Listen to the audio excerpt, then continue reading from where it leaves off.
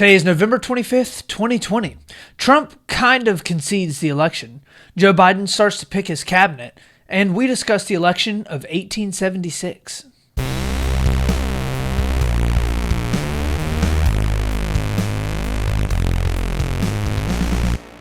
Welcome back, Split the Difference friends and family, to another fantastic episode. Let me tell you, we're looking at stuff on both sides of the aisle. We're discussing all the important issues, and I'm serious when I say today is the day. It's the best podcast that we've done so far. If you are new with us, thank you for coming along. We are doing our best on this political podcast to try and split the difference and find the middle between all of the craziness that we are seeing in this world. We're going to do our best to have informed opinions, try to have a little bit of unity, have some good conversation, and realize that there's both good stuff and bad stuff on both the left and the right side of the aisle. If that's something you're interested in, come along with us as we go through our stories today and try to find all the sweet truth that lies in the middle. Before we start into our story number one, a little bit of housekeeping. We will not have a podcast for this coming Friday, as it is the day after Thanksgiving, and I, like many of you, want to be able to spend time with my family and close friends, hang out, and have a good time, so there will be no podcast this coming Friday. The only thing we'd really have to report on for the news is maybe President Trump pardoning the turkey and who won the NFL football game. So, everybody, enjoy your Thanksgiving, and we will catch you back here next Monday. So, with all of that having been said, let's jump on into our story number one. So, for our first story of the day, Donald Trump kind of concedes the election a little bit. So, Donald Trump, I don't think, is ever going to actually say that he lost, ever, probably. If I know Donald Trump, or if we all know Donald Trump and how he's acted for the past 4 years, he's probably not going to actually concede. He's going to just float around and claim that the election was stolen from him probably until he dies. Well, he did, however, give the GSA, or the General Services Administration, authorization to go ahead and start giving the Biden transition team about the $6 million that they would need to be able to start getting the transition to move over smoothly. So although this is not an outright, concession of the election, it is apparent that Donald Trump is kind of realizing what's happening, and he's kind of seeing the writing on the wall a little bit, and he's saying, you know what, time for us to kind of go ahead and start maybe moving stuff in that direction. So Michigan went ahead and certified their results about a day or so ago and have Biden winning. Looks like Georgia, I think, is going to totally certify their results here soon as well. Donald Trump has been the apparent loser. He needs to go ahead and concede and move on. So we can go ahead actually and hop in now and take a look at ABC reporting on all this as well. Tonight, President Trump is finally nodding to reality, authorizing his team to begin the transition to a Biden administration. The move was made official by the General Services Administration, which will now provide Biden with more than $6 million in transition funding and office space in government buildings. The president implied he had signed off on the move, tweeting, quote, "in the best interests of our country," and he said he had instructed his team to cooperate as well. That should open the door to classified intelligence briefings for the Biden team and to access to the White House coronavirus task force. Okay, so the whole country has known for a little while, obviously, that this is coming. I think that Donald Trump has worked hard to try and convince, especially a portion of his followers, that he actually won the election. But I don't think a whole lot of people actually bought into that, right? Like, yes, there was a portion of the Republicans that believed that Donald Trump was kind of like ripped, it was all fraudulent, that Donald Trump actually won. But even amongst the people that think that there was a lot of fraudulent activity in the election, most of those people even still didn't believe that Joe Biden actually lost and Donald Trump actually won. So everybody's kind of been waiting on this, kind of seeing what's going to play out for everything. But it's kind of good to see things finally starting to move along in that direction. This is about as close to a concession, I think, as we're going to see out of Trump. And at this point, I think he's still fighting lawsuits in court. He's still getting turned down by federal district judges.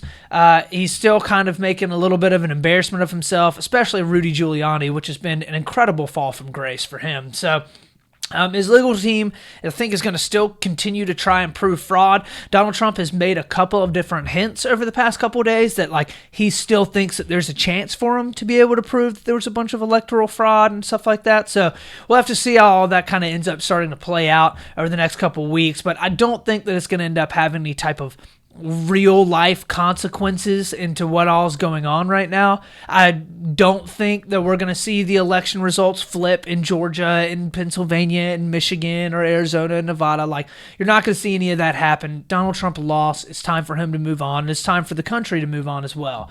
And that's what Joe Biden has been saying for the past couple weeks. So I think one of the biggest things that the Biden campaign really wants to be able to step in and have more control over is really the coronavirus response and the coronavirus task force. So Biden obviously has been very, very critical of Donald Trump, as have a lot of Democrats and even some Republicans as well as how Donald Trump has taken on the coronavirus.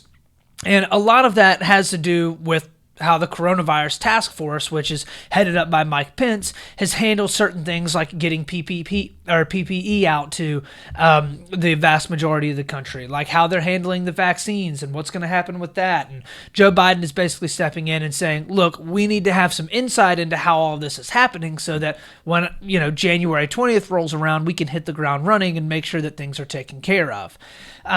I don't know how much more information. I'm sure there's a ton of information that the Joe Biden team is going to be able to get from the coronavirus task force that, the American public isn't necessarily totally privy to.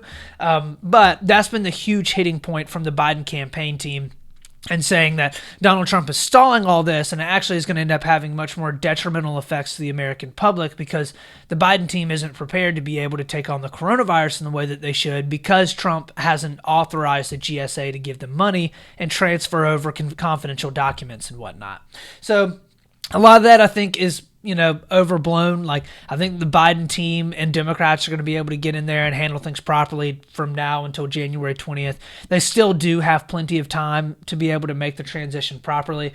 But I also would like to point out that, like, taking 2 to 3 weeks by the General Service Administration to be able to get stuff moved over and monies transferred over to the, incoming administration really isn't crazy, right? Like, I think that you're hearing a lot of stuff on the media right now that, like, this has taken an unprecedented amount of time in order to be able to get Biden the resources that he needs. And that's not necessarily true. I do think that Donald Trump has been acting like a child over the past couple weeks, and it's pretty obvious that he lost and he's not making it easy on Joe Biden. But to act like everything that's happening right now is just totally unprecedented and just a total degradation of our society at whole because of Donald Trump, I don't necessarily think that's a fair critique of Donald Trump either. So it's obviously exhausting watching all this happen, and it's obviously exhausting watching Donald Trump trying to incite his followers to think that everything was stolen from him. But has Donald Trump done anything illegal? No. All right. Immoral or stupid? I guess you can make the argument there, but he's not done anything illegal. He's not doing anything totally out of the ordinary. So with all of that having been said, let's hop on into our story number 2. So our second story of the day is Joe Biden really starts to pick out his cabinet. So this is incredibly important. He's had a couple of people that he's chosen over the past week or so that he's kind of hinted that are going to be like his chief of staff or kind of work there in the White House for him and with him. But this on yesterday, he came out and actually gave a little bit more of a formal framework for who he was going to be picking to actually be, within the executive branch. So some pretty interesting picks. Some of them are a little bit more establishment. Some of them are a little bit progressive. The vast majority of them are very, very moderate. And he's got a lot of people kind of being like, good, this is exactly what needs to happen. So some of the more establishment picks are maybe like John Kerry, who's supposed to head up a special envoy for climate change. John Kerry's been a Democratic Party establishment member for a long time now. He's been in and out of the White House in various roles, especially under the Obama administration. So he's been in politics for a while. We can go ahead and hop in right now. Listen a little bit to USA Today did a little brief talking about some of the different people that he's building out in his cabinet. This morning, President-elect Joe Biden beginning to build out his cabinet with a diverse group, including several firsts Diverse. to major posts. Keyword. He wants to have a diversity of voices at the table because he fully understands that's how he's going to move an agenda forward. NBC News learning from two sources, former Fed Chair Janet Yellen is the choice for Treasury Secretary, to be announced soon. She'd be the first woman in that post.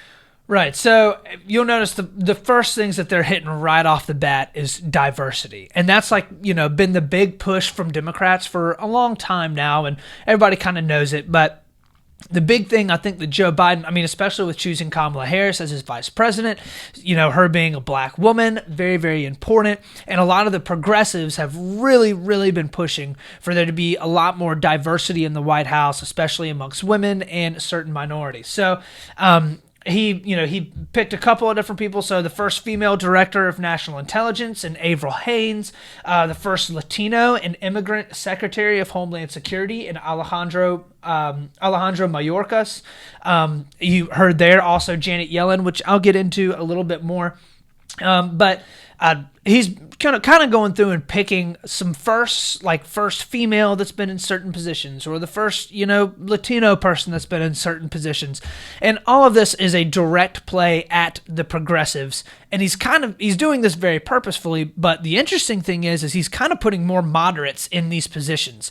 So one of the funniest things about the progressive side of the Democratic Party is that they want diversity at pretty much all costs. It doesn't even necessarily matter if the person kind of lines up with all of the things that they want, as long as there's diversity there. Now, obviously, the left side of the aisle hates Candace Owens, even though she's a black woman, because she espouses things that are just too far away. But if you're a moderate Democrat, most of the time progressives are going to be okay with that, as long as you are a woman or black or a minority of some sort. And so he's picking a lot of these people to these positions, and for the most part, they're very, very moderate. And it's appeasing the progressives just simply because they're minorities and they're women.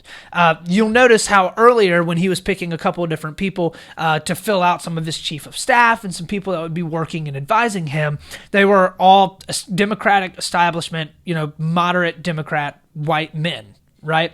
And a lot of the progressive, like the Justice Democrats, they couldn't stand it and they didn't like it because they were moderates and they were white men. And unfortunately, a lot of the more progressive leaning side of the Democratic Party is just well, as long as we're being diverse, everything's okay. I personally don't think that's the best move in the world, but, whatever floats your boat. So, one of the more moderate picks that I think is going to be very, very good is Janet Yellen for Treasury Secretary. So, I think she's the best pick that he's had so far. She's incredibly experienced. She was the chair of the Federal Reserve for a long time, so she's worked in the Fed for a while. She managed a lot of that was during the Obama era, and she is very close acquaintances with Jerome Powell, who is the current chair of the Fed, and I think that they will do a very good job working kind of in tandem back and forth in order to be able to manage the probably impending gigantic recession that is going to happen within the next year or so as a result of this coronavirus pandemic, and honestly a result of Joe Biden hiking taxes as well. So there's going to be a lot of different things that move and a lot of things that are in play, and we need somebody as the Treasury Secretary that is incredibly experienced and knows what they're doing. Now, she does lean a little bit more toward the left side of the aisle. I don't agree with every decision that she made as the Fed chair, but she's smart. She's an incredible economist. She's very, very well established. She's very well known. She's not corrupt. She's not crazy. She's a solid, moderate pick. A lot of the more progressive side of the aisle wanted Elizabeth Warren to be chosen as Treasury Secretary. I don't know why. I personally think she would have been an absolutely terrible pick. She's just incredibly left-leaning, so that's why the progressives want her. Not only is she really far left, but she also does not have a ton of experience managing or running at a large-scale monetary or fiscal policy. Elizabeth Warren is very smart. She's a very accomplished politician and also Harvard professor, but I just don't think that she would have been a great pick for this. Just because she's a progressive doesn't mean that she needs to be, in the cabinet. I think that Joe Biden very purposefully chose Janet Yellen to be in the cabinet because she's not extremely far left and progressive. I think that what Biden is going for here is to try and bridge the gap a little bit and bring a little bit of unity like he said that he was going to do. And Janet Yellen was a great way to do it. So he's kind of stepping forward and making a lot of these picks that are, much more moderate, and I personally think it's a pretty awesome move for him. So with all of that having been said, though, I don't want it to make it sound like Joe Biden is like picking a totally in the middle or even like reaching across the aisle and picking up Republicans to get into his cabinet. Like, that's not what I'm saying at all. It's still very much a Democratic cabinet and Democratic advisors, right? Like, the Republicans aren't getting into the administration anytime soon. Democrats will be running the executive branch, and they'll be running it like Democrats. But it is not like it would have been if he would have had a bunch of people that were very, very far left-leaning progressives, like Elizabeth Warren or Bernie Sanders in there. A ton of these more left-leaning Democrats and progressives would have honestly made his administration look and act and walk and talk completely differently. So I think that this is also going to start to maybe assuage some of the fears that a lot of people have had, especially around Kamala Harris. Harris is very much a very left-leaning Democrat, so I think a lot of people were very concerned if something were to happen to Joe Biden, God forbid, and he wasn't able to continue to be the president. Well, then Harris would step in, and she's a pretty far left-leaning Democrat. Well, with a more moderate cabinet, that I think would maybe shift that away a little bit so that it wasn't nearly as progressive with Kamala Harris as president. Now, she could step in and obviously fire everybody that was in the cabinet and choose her own cabinet all over again, but I think that for the most part, she would catch a pretty good amount of flack from her party if she were to do that. So I think Joe Biden is trying to set everything up so that it is much, much more moderate, which I appreciate and I think is incredibly smart, especially considering the political climate that we're in right now. And I think how worried people were about this transition of power from Donald Trump to Joe Biden. I think that Joe Biden is playing his cards right in a lot of ways right now. I can't be super upset with a lot of the picks that he's made. Most of them have been in politics for a while. They know what they're doing. They're smart and they're accomplished. So we'll have to see, how all of it plays out, and we'll definitely have to see how some of his decisioning, especially within the first 100 days of his office, really starts to take place and shape once he has that, cabinet in there. But with, more moderates, it does look like he's going to try and get away from a lot of the more progressives on that side of the aisle outside of certain subjects like maybe climate change, right? So we'll have to see what happens, but for the most part, looks like everything's going to be headed in a more moderate and unified direction. So with all of that ends our story number 2, and we're going to head on into our story number 3. So for our third story of the day, this one is actually going to be a little bit different. So over the past couple of weeks, and really over the past couple months, I have heard a lot of different things, I think from friends and family and people that I know on both sides of the aisle, and I've also heard a lot of things from the media about the specific climate that we're in right now. A lot of things such as we're more divided than we've ever been. The country is on the brink of a civil war. Democracy as we know it is being threatened, whether by Donald Trump or by far-left progressives. Doesn't matter which side of the aisle, everyone thinks that democracy is being threatened. There's also been renewed calls from especially the Democrats on the left side of the aisle for abolishing the Electoral College and trying to pack the Supreme Court. So what I think would be very helpful, and while we have a little bit of a slower news week, to sit down and look at a specific election and a specific time period that I think gives us a lot of very, very good perspective around where we're at right now, where we've been as a country, and hopefully where we will continue to go. So I want to talk through the election of 1876. Many of you right now are probably going to look up and you're going to be like, I know literally nothing about the election of 1876. Well, here's the time we're going to go ahead and talk through it. I think that it is an incredibly important election and framing our understanding of why our electoral system is created the way that it was, why our Constitution prescribes certain things, and the fact that it actually works, and it has worked in the past, and it's going to work right now at a time where I would argue we were much more divided as a country than we are right now, and we were able to push through it, and I think that we were able to be better as a result of it. So I'll go ahead and maybe place a little bit of context around what was happening during the election and before the election of 1876. So this was about a little over a decade after the Civil War ended. The Civil War was by far the bloodiest war that the United States had ever seen. We'd lost more American lives in that war than any other war previously, and it would beat every other war after that as well in terms of cost of American lives.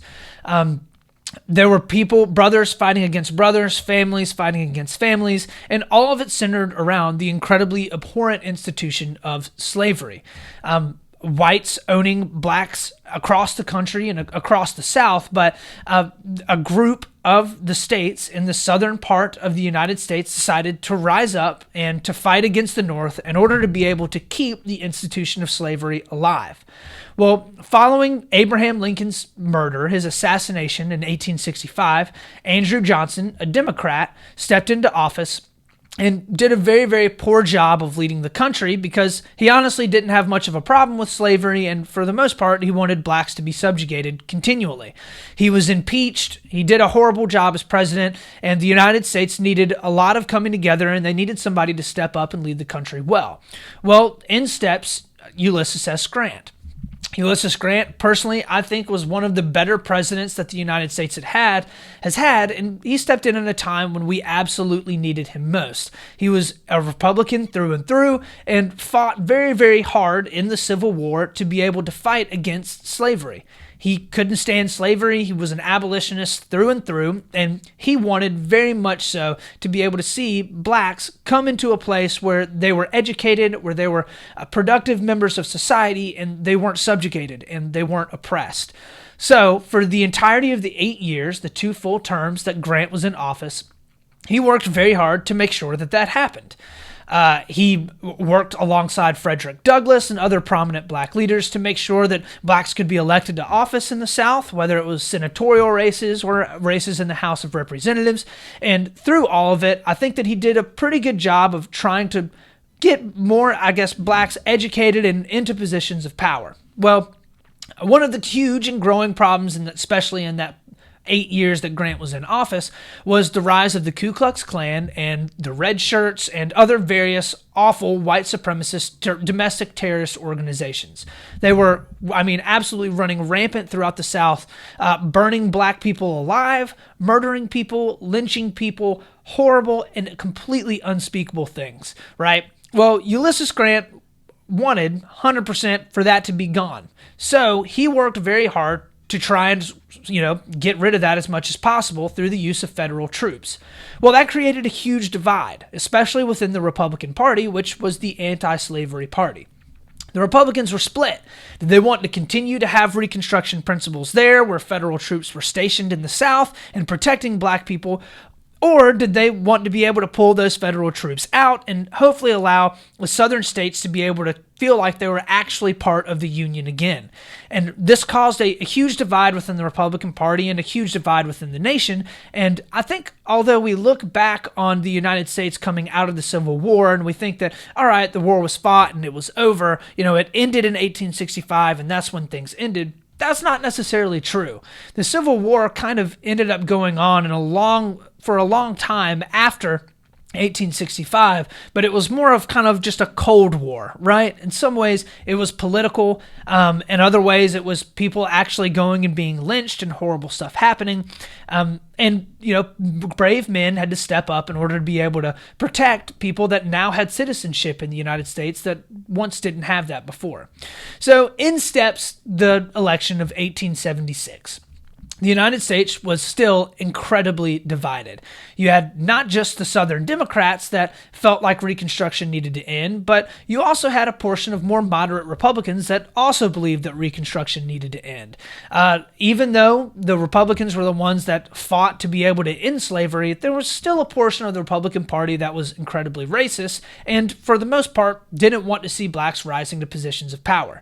So Leading up to the 1876 election, there was an absolutely incredible amount of corruption within the election system, especially on the part of the Democrats in the South. They were going around and, burning ballot boxes. They were attacking people in their homes. In South Carolina specifically, there were multiple areas where whites were going around and actually burning whole houses down, dragging people out in the middle of the night and whipping them and beating them or shooting them, dragging them down to the river.